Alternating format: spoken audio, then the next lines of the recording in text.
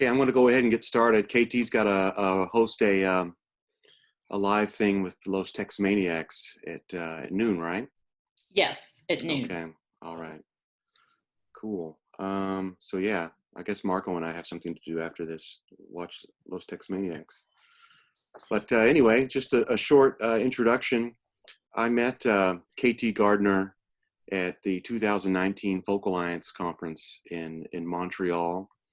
And gosh, I think I met you in Troy's House of Songs room as Los Texmaniacs. They were doing a showcase there, and that's where I first met you. And you've been, and then of course we got to hang out a lot in New Orleans this year, which was a lot of fun. And you were so helpful to me, and you answered hundreds and hundreds of questions, and let me pick your brain. And that's why I wanted to kick off this webinar series with the Heartland Song Network with you, because you were so darn nice to me. And you also are in kind of a similar size market, so I thought it would be really helpful to for our different artists here in Kansas City. So could you please tell us your origin story? Sure. I have a degree in music from the University of Texas. I was raised in the San Francisco Bay Area, but I came to UT on a scholarship. I proceeded to really not go to class. It was the first time I'd ever really been outside of a practice room. And I was introduced to all this amazing music here in Austin. And at the same time, my dad said, that's lovely that you want to have a degree in voice, but you need to have a practical background to do something if it doesn't work out. So I've always been and was a banker. And I moved back home to San Francisco, didn't sing or do anything with music for about 5 years, but I worked as a banker. And I realized that if I had a degree, it didn't matter if it was in underwater basket weaving. As a banker, I would have made more money. So I moved back to Texas, got my degree, and continued in banking. But I have always been the section leader, soprano soloist at Central Presbyterian Church downtown for 30 years. And as my career progressed, I also married a drummer. And when the bank and my position grew to a point where they really wanted me to move to Wilmington, Delaware, he said, no way. I said, okay, but I don't know what I want to be when I grow up then. And I was in singing in the choir. I met a woman named Nancy Fly, who some of you may know. She ran an agency here in town for over 40 years. And I went to work for her first as her accountant and financial person. And that evolved into my answering the phone when she wasn't there. And there's a sense with when people are asking about musicians and gigs that you just have a sense that you're going to lose the gig if you don't pitch the gig right there. So I did book some dates, and when she came back, she said, what did you do? But I was able to book them for more than she had booked them. So she said, you are fired, you are hired. So I still stayed on as her financial person, and I worked part-time as the bookkeeper, office manager, and I also worked as an agent. And in general, I worked with younger bands, more evolving bands than she did. She had the more larger established name bands. And when she retired, that was after I'd worked for her for about 12, 13 years. I again wasn't sure if I wanted to continue booking, but I kind of did some work for some friends who were all musicians at that point. But more importantly, Guy Forsyth approached me 2 years ago and said, I really need an agent. What I want to do as a career, I don't want to travel that much. And so one of the things as a booking agent that's always tricky are those traveling dates. And I said, well, I think I can help you. So we entered into that relationship. And from there, I only have myself in the agency. It's just myself. And I have about 4 primary clients and a host of other bands that I can plug into corporate dates, weddings, and so forth. And it works. And that's how I am as an agent. Wonderful. So could you talk to us just a little bit about what your particular niche and market is, what your specialty, how you would describe what you do? The name of my agency is RootStock Artists, and I've always had a affinity towards roots-based music. So I have 2 bands on the roster that are more not, but it depends on what your definition of roots is. One is a 60s girl pop kind of band, but it's all original. And then my husband's band, which is a psychedelic rock and roll band. But other than that, they're all, Guy Forsyth is blues based. Will Dupuy, who does also children's music as Mr. Will, that is country Americana based. And Los Texmaniacs, which is Tejano Conjunto music. And those 3 bands are the 3 that I do most of my work with. Mm-hmm. So are you usually just approached by these artists, or are you actually looking for different artists to represent? And if so, what do you look for? What are the qualities you look for in an artist when you want to represent them? Well, it's twofold. First, I have to love the music myself personally, because if I don't love the music and I don't believe in the music, I can't sell the music. Because ultimately my job is, I'm a salesperson, especially on the cold calling part of what I do versus just sitting and answering the phone. In a more boutique agency, you do a lot more outbound work than you do just in the big houses where the work just comes to you. And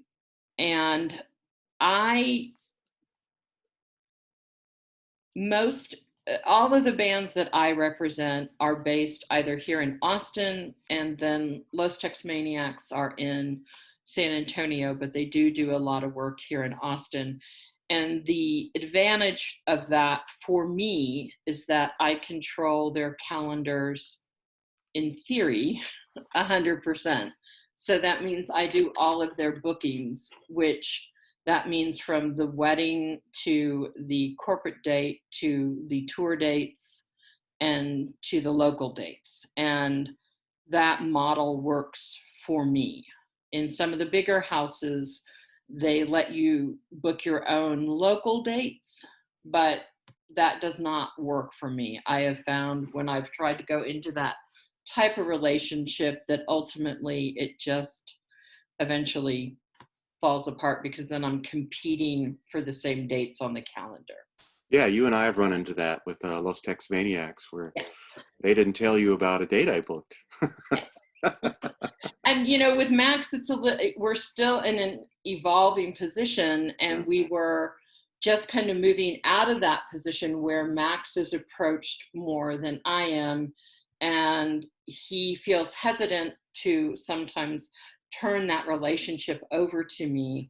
He was just in the position of getting to a point of feeling comfortable with that when COVID happened. So it's going to be an interesting process going back into booking when all of this passes, or so we hope. I see. Okay. Well, could you speak to maybe some of the differences or similarities to an Austin compared to, say, a Nashville or Los Angeles? How your role will be different than those markets? So I have done this type of seminary for students from Texas State and from UT and the local community college. And if I'm speaking to an audience of younger individuals, my first encouragement to them is to find a connection to a large house and go work as an intern, because there is in those larger markets, New York, Nashville, and LA, there are positions within large agencies where you can really make a good amount of, I don't want to say real money, but it's just a different scale. And the one thing I have found, which this doesn't quite relate to the question you're asking, but one of the things I have found in working with young bands and so forth is that I would build them to a certain point, and then the majority of them, because they were roots Americana based, would leave the agency for a Nashville agency, which I do understand because there's a different scale and opportunity in those larger houses. But with those larger houses, I would get these phone calls from some of those younger bands saying, hey, KT, remember where you put me in that small club?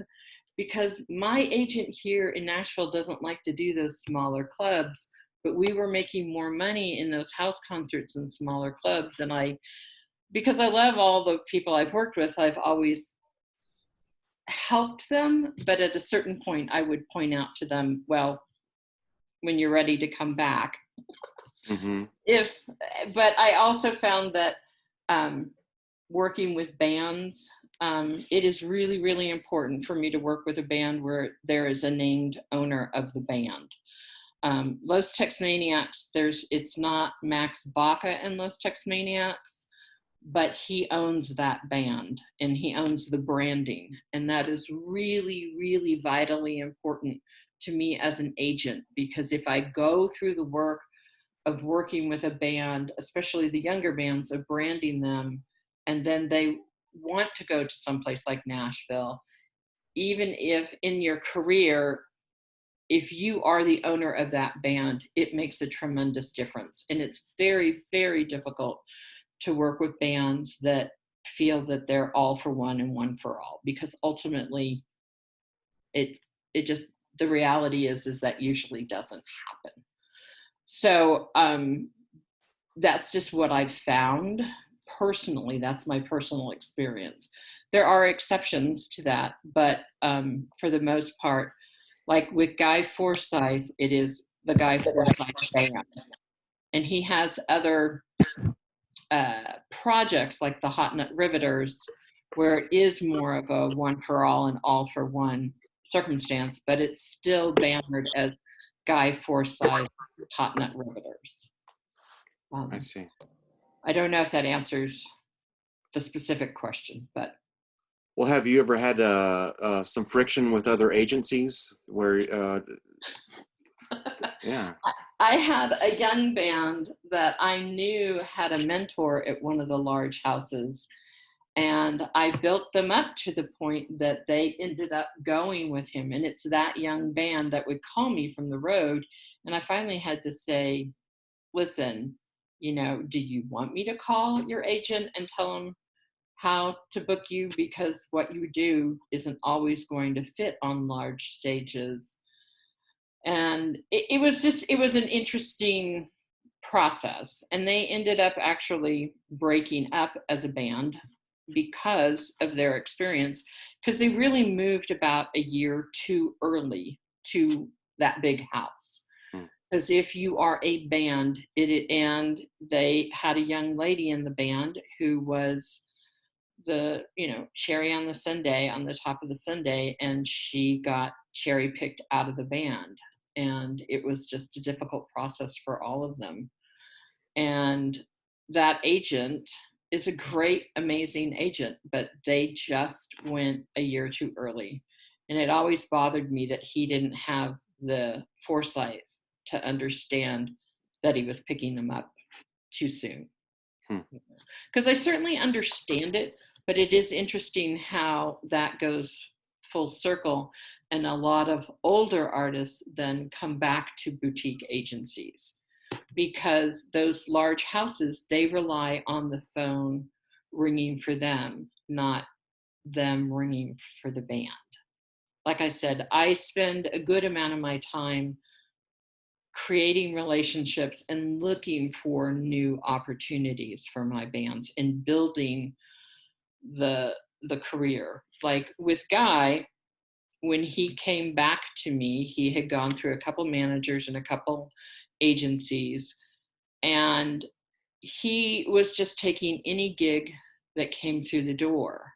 And I explained to him, you know, you need to, especially if you're playing the same market, let's say Kansas City or Austin, on a continual basis, you have to look for those opportunities in the tertiary market.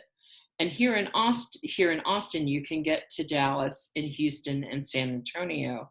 And if you play those markets in the appropriate fashion and just make it a routine of every 6 weeks, because he was playing every 2 or 3 weeks in those markets. And I said, you know, you have to starve the market just a little bit, and it'll feel at first like you're not working enough, but at the end of the year, you'll find that you've worked less but made more.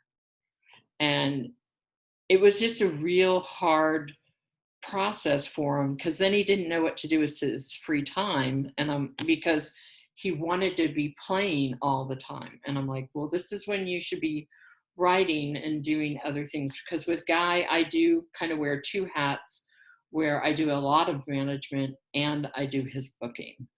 So again, it's interesting that this all happened when it happened, because we were just into a really good role with all of that.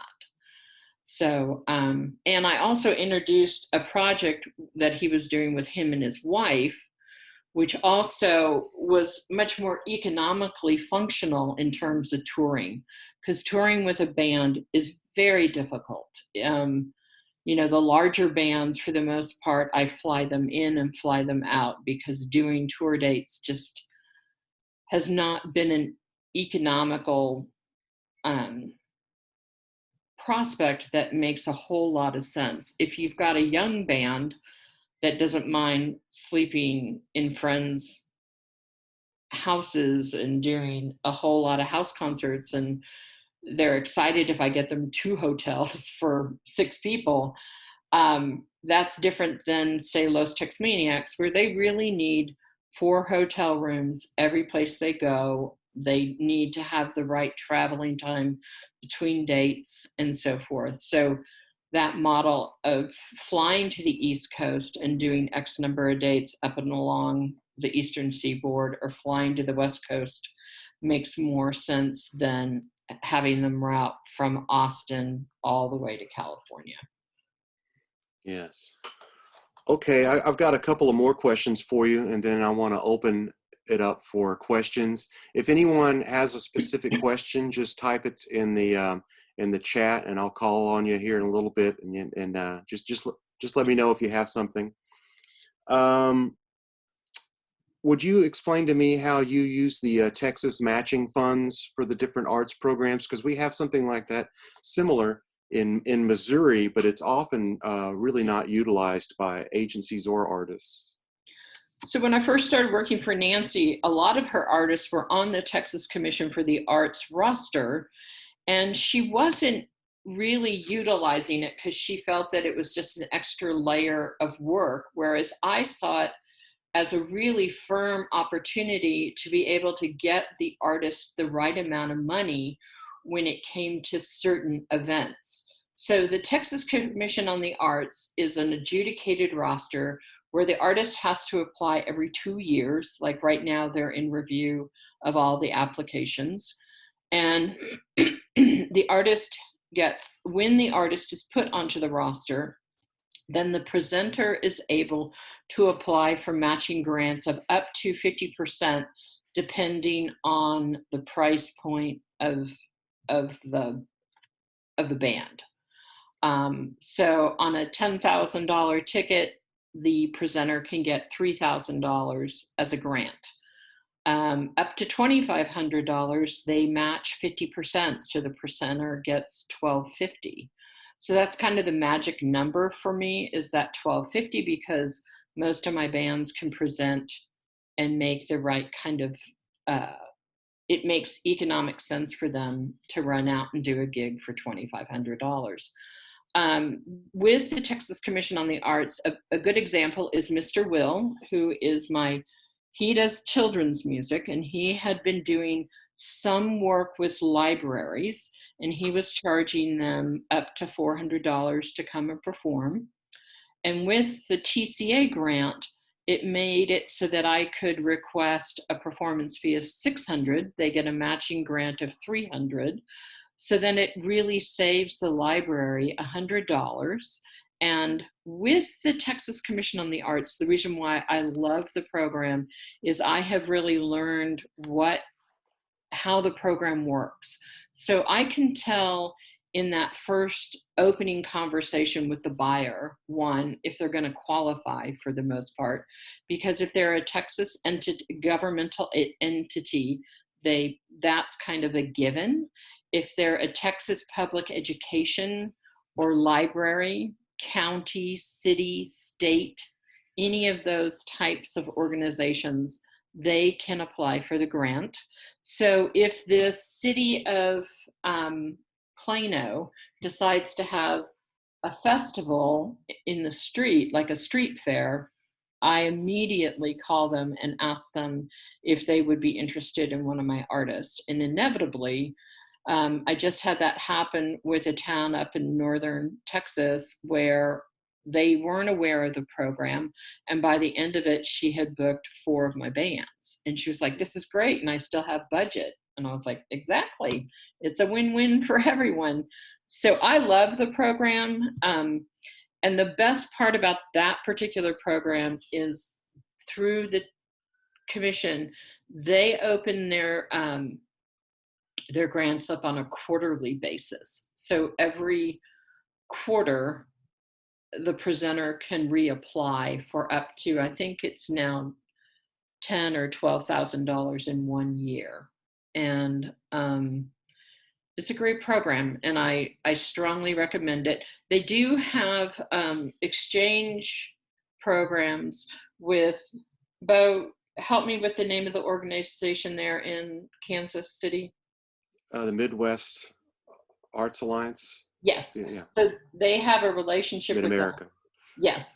Now their grant programs are a little more annual based, but I have sent artists up through Arkansas and I think even Iowa. There was a couple other states that people reached out to me, and that's how I knew of that arm of the program. So they will extend the grant opportunities to my artists because they're on the roster. So you're actually coaching some of these presenters how to fill out those applications. Absolutely. Yeah. So I start with recognizing that they have the opportunity. It also allows them to give funds to 501c3s. But with the 501c3s, you have to be whatever is being presented cannot be billed as a fundraiser.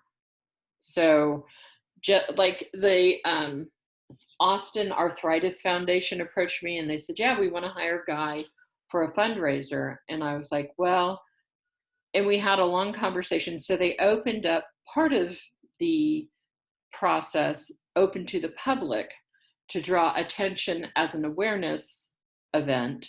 And then they had their gala separate from that particular event, but Guy was still the entertainment. So we were able to work it, but it wasn't as if he was performing for their 500 per seat tabled gala event.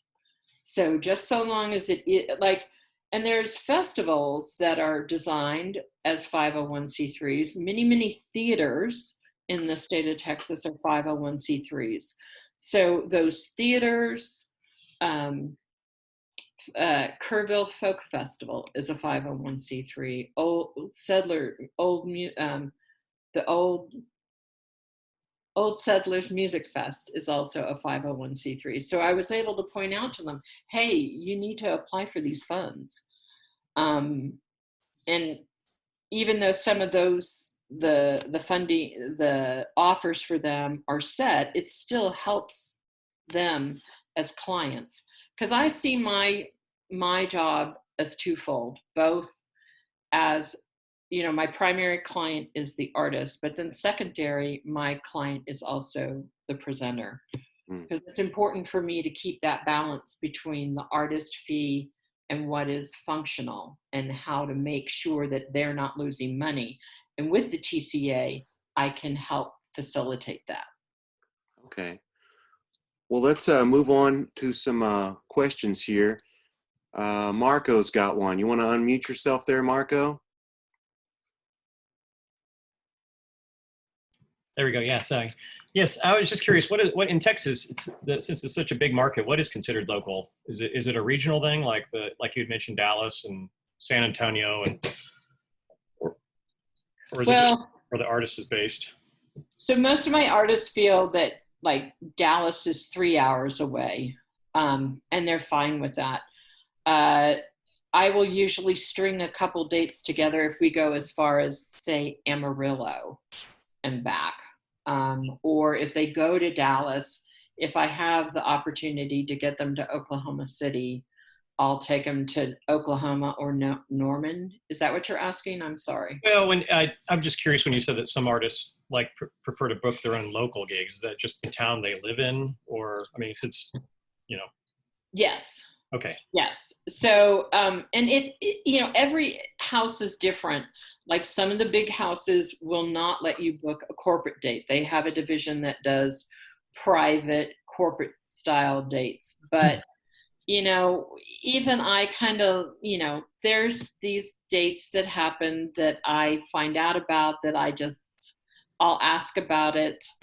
I'll figure out what it is. But most of my artists, I have a really open, honest relationship with, because if I don't have that, I'm too small of a house to not have a good, working, honest relationship with my artists. Yeah. Okay. Yeah. All right. Okay, Danny Powell, he has a question.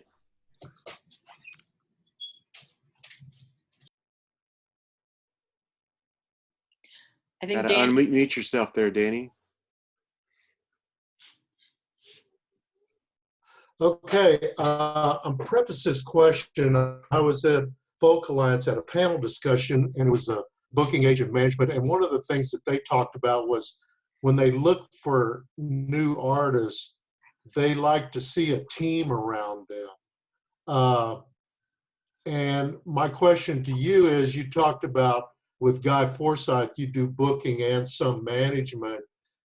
Are your experiences more, if there's a management team, that it's better for the booking? I mean, how does that, I'm sure it's all across the board, but how does that work for you as far as wanting just to deal with the person and not a management team? Or do you try to build that for them while you're a booking agent, or how does that work for you? So through the years of working both for myself and when I was working with Nancy, it was more typical back in the day for there to be a team. And those teams are important if they're all working together, and if the manager really understands what their role is versus the booking agent, and the handing over of a date, and the distinction between a publicity date and one where there's income involved.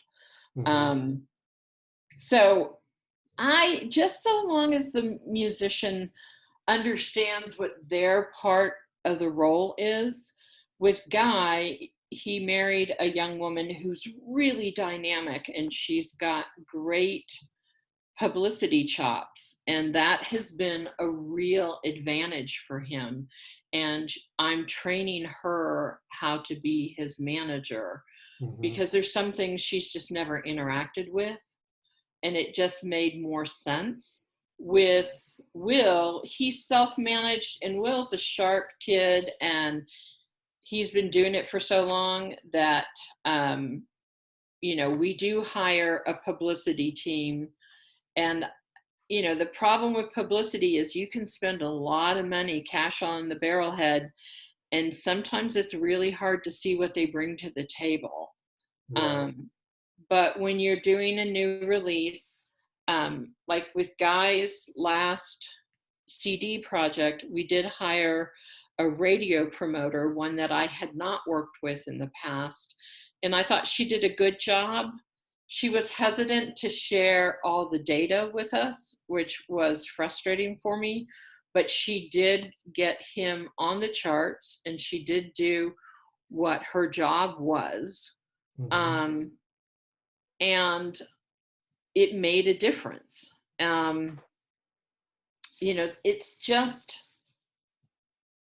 it's hard for me. I mean, in a perfect world, yes, but I recognize with my level of artists, they most likely aren't going to have that full complement of a full team. So for me, it's a little different. Right. Those bigger houses, you have to have a team.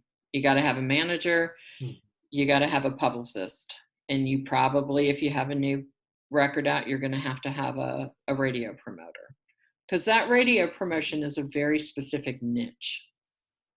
Right. Okay, thank you. Yeah.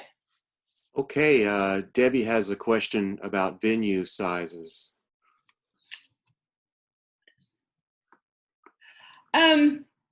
You know, most of the venues I'm dealing with,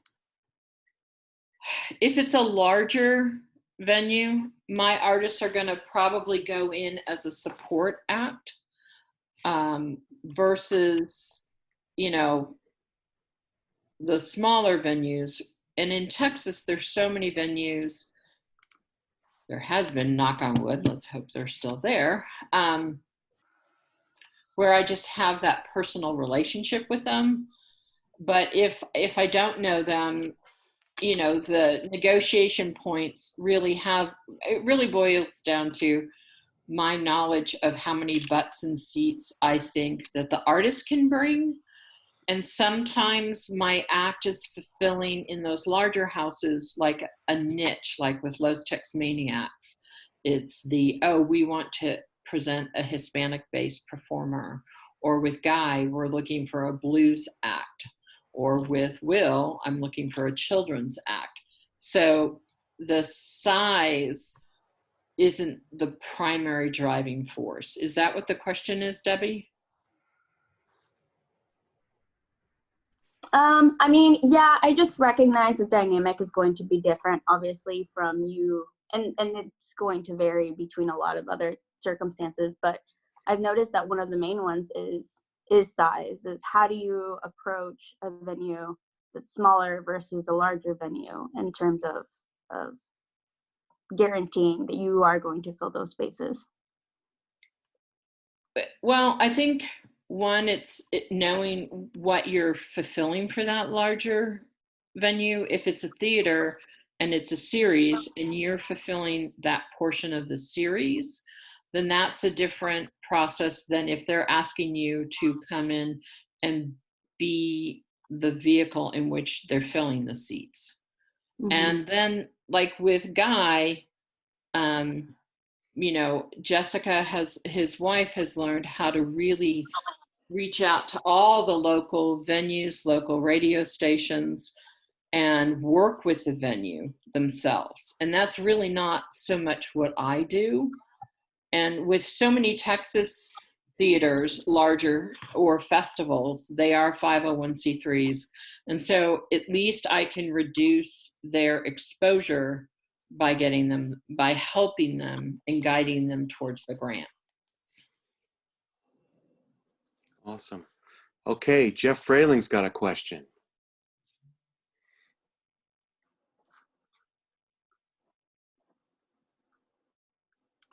There we go. Okay.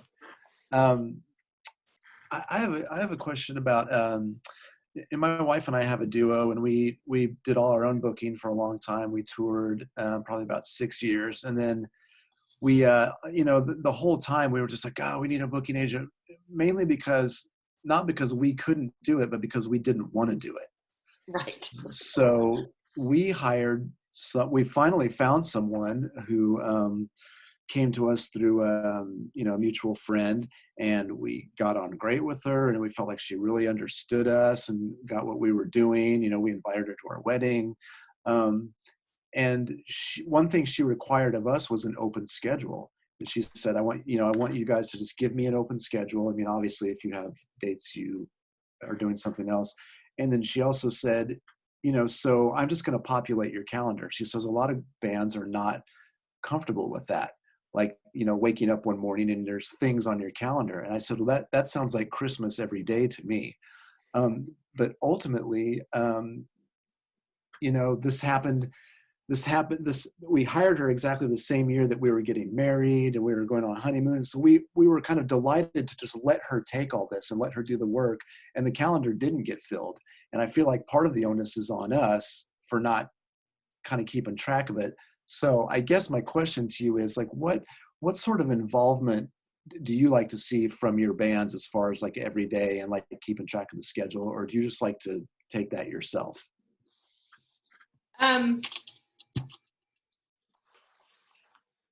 So that's where it gets a little tricky, like with Los Texmaniacs, because, I also recognize that you guys got to pay your rent, right?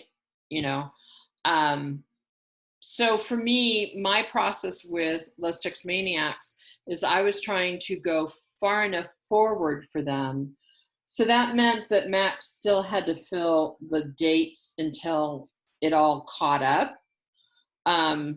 Because it's a tricky balance.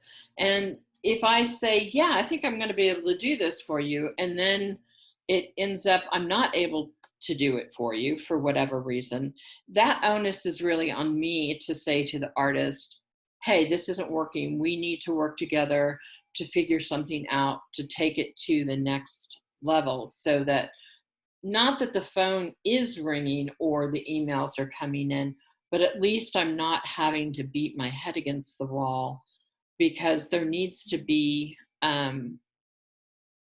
that level of relationship. And sometimes it is important for the agent to have that checkup. So, I mean, I'm talking to my artists even through this process right now, at least once a week at a minimum. Even though, and Guy is very much, you just book it. I don't care what it is. I don't care what the money is. You just book it. That doesn't necessarily make me 100% comfortable. So I will always send him a note saying, hey, this is what the offer is. This is what I'm going to accept because you've told me to go ahead and accept it.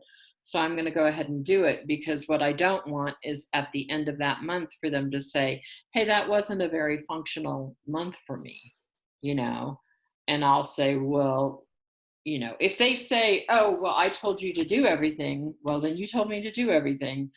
But to me, there really has to be that check-in process, especially when there's not a team. The job of the manager, when I've worked with managers, they're on the phone with me all the time. It's like, get off the phone so I can go do my work.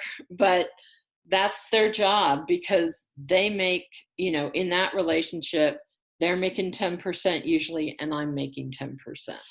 And they make 10% of everything, whereas I'm just making 10% of the booked date. So I like to have that check-in, and I would always recommend that it's really important at least once a week, if not, more. And I will say that with Will, when we're doing the libraries, last year I booked 33 library shows for him, which the previous year he had done like 10 local libraries, but I took him to 2 conventions, and he did give me carte blanche for the summer, and I just booked all those libraries. With Guy, I did something similar, and the state of Texas is really big. And I did not put 2 and 2 together that the rural tour that I had accepted from the Texas State Commission was as not so much rural. We know just by the definition of the program that we were going to rural libraries, but it was in the farthest northern 5 counties of the state. And I thought, 4 or 5 hours, right? It was like an 8-hour drive. So after it, he was like, let's talk about what's reasonable and what's not. And I was like, okay. You know, because when I really did look at it, I misgauged how far San Angelo was from these libraries. I thought that would be about 3-4 hours, and it was really more like 5 or 6. So I would say always do that check-in. I think most of our hilarious stories from the road are based on misjudging how big Texas is. Yes.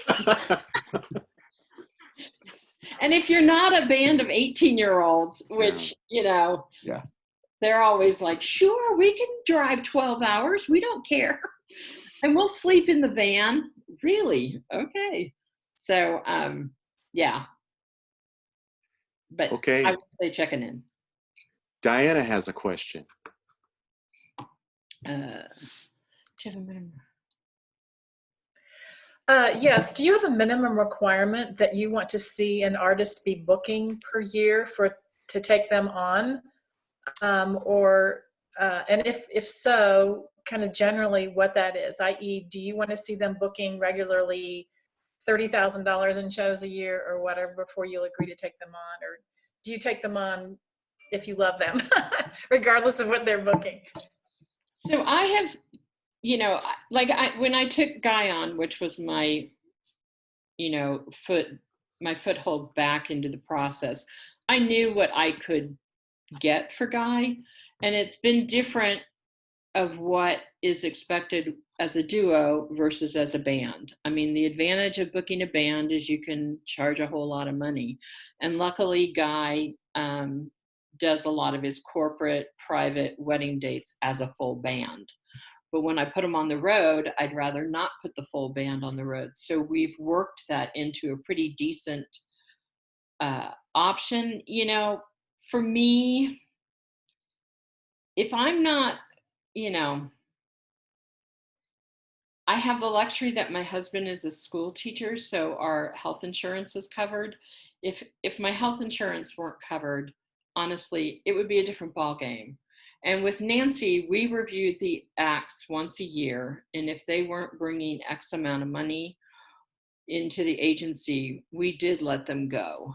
And that's always a difficult process. But there were a few singer-songwriters who had a lot of, you know, credit to their name.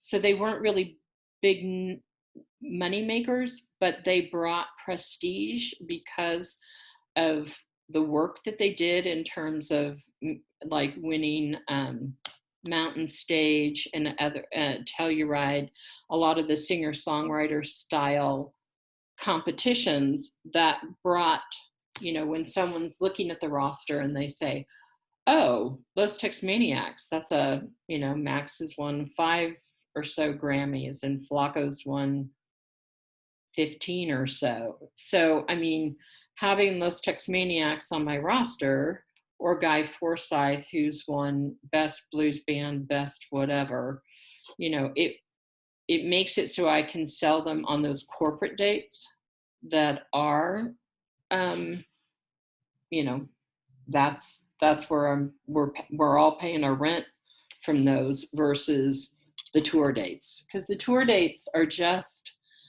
you know, the tour dates are, I look at tour dates these days as publicity. So, I mean, it's not like I'm going to be making money when they're out there touring, when they're going from, you know, doing a radio promotion tour or so forth. You know, that is to keep their name out there so that then they're more attractive to the festivals and so forth. It used to be that, you know, touring played just a different role. And so for me to answer that question, I don't have a specific number. And there are people that I just adore and love that I book dates for because I can, because I'm not part of a big agency machine where it does boil down to just numbers. We had a young agent with the agency who wanted to be paid salary versus being paid on commission. And I was like, Nancy, this is not a functional model. And she's like, well, but he's young and da da da da da. And I was like, that's okay. And we did it twice with 2 young agents. And one of them, we just sat down and said, listen, we know people in Nashville. We think you're a really great agent and you should go work in one of those big houses. And now he works for Paradigm. He has some really amazing clients. And he and I had a conversation. He was like, I cannot believe you guys paid me on a salary. And I was like, exactly. He's like, yeah, I don't do anything if it's not making money. You know, so it is part of it. For me to say that it's not, I'd be lying. But, you know, Los Texmaniacs they've got their different items that come along with working with them, but it's worth it because of how much, when I'm booking dates, it pays off. Okay, Erin McGrain's got one for us.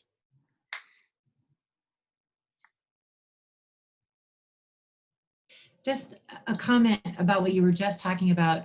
When Jeff and I were first, I'm in the duo with Jeff over there in Brady Bunch Square. So when we first were beginning, so we've been together about a decade now, it'll be a decade this fall. And we got some really actually sobering, but great advice from Jeff, I've forgotten his name. The agent from Texas. Oh, it was Davis McClarty. David. Sorry. So went to Focal Line. So one of the very first years when we were still building our team and looking for agency, radio promotion, trying to figure out what we needed and which team member we could afford to add first and all that. And so Davis gave us some time after one of his presentations. And I just asked him straight up the question that Diana just asked, which was, how much money do we need to be making for an agent to be interested enough? And Jeff, he said $75,000 a year. Isn't that what he said? Was that it? And at the time we're like, oh, okay. And while that was a sobering thought at that point, you know what? We made a decision right then and there that we were going to go all pro. And that number changed everything for us. And we're like, so there's our goal. So that's how much we need to make next year. And we put it down in our goal thing and then we made it. So in a way, I think bands that are ready to actually say, I'm going to be a touring artist, not I'm going to be a weekend person that goes on tours sometimes. I think there's a real difference. And that honesty from Davis was sobering, but it also lit our fire and started us on our 6 years of touring before we got another agent. So anyway, that was our experience with that same question. And in our case, it was great. That actually helped us put a number on it. We didn't really know. But the question I had for you was regarding territory. And by territory, I mean both geographic territory and also genre territory. So our experience with our booking agent, who we actually just loved personally and felt like, but in trying to figure out why it didn't work, we also came to the realization, and she gave us some of this insight too, that she was from Boston. She was an East Coast booker. She'd been doing a ton of bluegrass. She loved jazz and loved what we were doing. And she felt that she could make that switch because she'd been very successful in her other. She felt that we were enough of a crossover and enough of an appealing act that she could make that switch into what we were doing. And I think she had a lot of trouble with that. And then secondarily, somebody talked about how darn big Texas is. She had not realized how big the Midwest is. So for instance, because on the East Coast, you can book all those East Coast cities are so close together. Yeah. So one time she booked us a drive up to Toronto, Canada, from Kansas City, Missouri. And we had to be there. I always we had a booking, they were 16 hours apart by car. And we're like, we physically can't do that. And it was really hard for her to understand the kind of distances that we drive in the Midwest and what a Midwest tour means. I think those challenges we never quite overcame with her. So I wanted you to speak a little bit to that in terms of, does it need to be geographic? Does your agent need to know your territory, or if an agency is big enough, do they have enough contacts that they can overcome that? Was she just not quite big enough? I know with Nancy, because we had probably 20 artists on the roster at any given time, we did, and I'm originally from California. I took the West Coast. The young agent that I was talking about that ended up going to Nashville, he was from the East Coast, so he did the East Coast, and she did a lot of, it was towards the end of when she really wanted to not be booking much, especially the road stuff. So Keith and I kind of split up the Midwest here and there. But normally in a bigger house, you'll have an agent that concentrates geographically, because not just knowing the drives and what's realistic, but also just keeping your hand with those relationships. If you're booking bands that are road touring, because it's different when you fly in and out to the East Coast. I mean, if I know that my artist is pulling X number in a market, that relationship with each individual venue is less important if I know that they have a draw. But just knowing, even just in California, how far, how many days does an effective West Coast tour takes, from Seattle to San Diego. In my book, you can do it in a week, but it's not very comfortable, but it's really more like a week and a half. In the Midwest, going from as you can imagine, getting anybody out of the state of Texas in and of itself is a chore, right? Because you got to go from, if you're going to the West Coast, you got to go from Austin to El Paso. And 9 times out of 10, they all want to go to Marfa. Don't ask me why. But that's kind of off the beaten path. Then you get back to El Paso, and there's really nothing in El Paso. And then you've got the Arizona, Tucson market. And then you get to San Diego, LA, and so forth. So just getting out of the state is tricky. And I tell my band, like Guy did the Ottawa Blues Festival, and they're like, we want to tour. And I'm like, okay, this is what it's going to look like, and this is what it's going to realistically mean. And really the goal there was for them to be able to drive through cities that had folk DJs in them. So it really wasn't, the money wasn't the aspect of the touring, and having an agent that's willing to say, yeah, I'm going to put you in X number of house concerts versus actual soft seat or club venues where I'm going to be making money, and doing that work for the artist, it was important, because then they were able to get to a good majority of the Midwest radio stations, which was important for them. So that number, like you said, that Davis just gave you also, Davis is probably less touchy-feely than I am, but he's hysterical and lovable teddy bear, but he's more like, KT, why do you deal with like TCA and all that? And I'm like, well, Davis, do the math. And he's like, yeah, no, so he doesn't like to bother with that kind of stuff. Whereas I'm like, well, if I can go, like I found this really beautiful theater outside of Llano, Texas, that's gorgeous.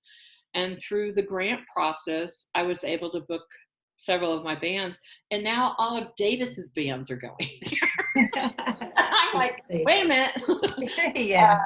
But, Davis just has a different model, a different process than, and we're in different positions, and his stuff is a little different than mine. So, so that's a hard question for me to answer. 140 is really a more realistic number, to be perfectly honest.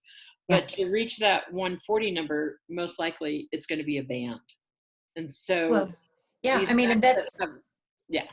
I think that's information that could be getting out to, we've kind of, after 8 solid years of touring, we've kind of come home very tired from the touring, but a lot of young people ask us about experiences with agents and touring and everything. And I think one of the most shocking things is the amount of money that you actually need to earn.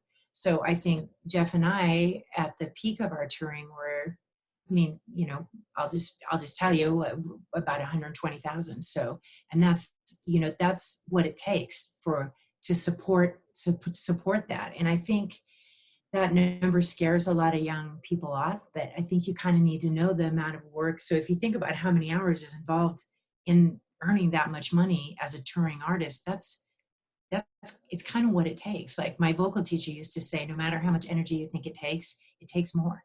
And so having those right people on your team with you is just so important. You know, I think, and those can be expensive mistakes. Our partnership with our gal from Boston, we loved her, but it wasn't the right fit. But, you know, it cost us 2 years and really ended up taking us off the road which we're glad for now, because we're just tired and old now. But you know, so I appreciate the candor and the way that you're answering these questions too, because I do think it's so much about what you said, relationships, both with the venue, but like your relationship with the bands is just, it's just so important. It's like everything else. It's not a magic bullet. I think we thought when we approached Davis and Folk Alliance in 2014 or whatever, 12 or whatever it was, I don't know. I think we were thinking that the agent was going to be the magic bullet for us. Like, oh, if we can just get an agent, they're going to do all the work and they're going to get us all these gigs and we're just going to tour around and enjoy our lives. And it's never like that. You know, it's a relationship. And it's interesting that, you know, so with Guy at the 140 mark, he, you know, for him to shift his mind of making that amount of money versus making a different amount of money as a duo, and understanding, you know, because he's not a numbers person, he's just not, that's just not his forte. For me to point out, but your profit margin was substantially more, even though you worked less and made more money. You did X number of those dates when you were touring as just a duo. So you had, you know, you're paying he pays his wife a salary like a band member, but the difference of trying to take a 5-piece blues band on the road and make money, it's fun, but if you want to make money, it's fine for me, because me as the agent, I make more money because it's easier for me to book that blues band than it is sometimes to book the folk blues duo. But, you know, for me to put pen to paper for him and say, okay, but this is your profit. He was like, oh, wow. Yeah. I was like, yeah.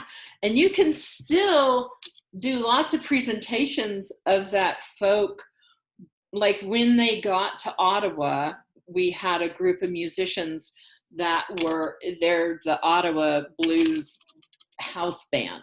So we just hired them for that large stage because that stage required a band.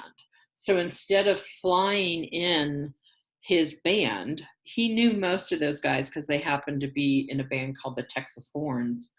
And it just all worked out. It was just a really great relationship. And I said, that's what we need to work on next. Is this next mark is, who is that band on the East Coast? Who is that band on the West Coast? So that you really like touring and you want to tour and you want to get to the radio stations, you can do that with Jessica in the car. But then once you get to LA, pick up your players and take them as far as San Francisco. Then, you know, go as a duo until you hit Portland. And then in Portland, pick up a group of players as a band and do those bigger markets with even a 4-piece, which, you know, for the blues presentation, he really wants the 5-piece because he wants to have, he plays harmonica, so he needs the guitar player. So to us, that was going to be this year, right? That was our goal for this year. But this year has really changed, and we've all learned the art of online shows. So I hope you who are musicians have mastered that to this point. It doesn't do me any good because I'm not going to take a portion of that money unless I'm actually fundamentally participating in it. It's just not something I feel comfortable doing. So some of the bands pay me for that work. I'm setting up virtual Zoom parties for Mr. Will. So the kids can still have a birthday party. It's just a Zoom birthday party. And he's there and he does his thing. And now we're going to be doing that with library shows. We find that that works better if he takes over their live stream of the library and does a Facebook stream for that particular library.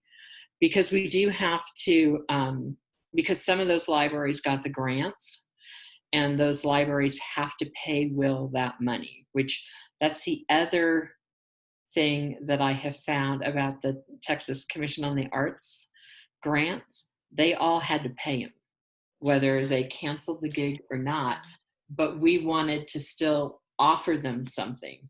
So it's not as if they're making their full amount of money, but those artists that are on that roster that I booked, all of those TCA band acts, they got all of their money. Well, they got half of the money. Some of the venues were nice and had budgeted and paid them the whole amount, but on a minimum, they got paid the half of the grants. KT, I know that you have to leave soon. Marco had a really good question to end this that was kind of in a similar vein about kind of what to do now. Are you still there, Marco? Yeah, well, Yeah. I guess you answered part of it.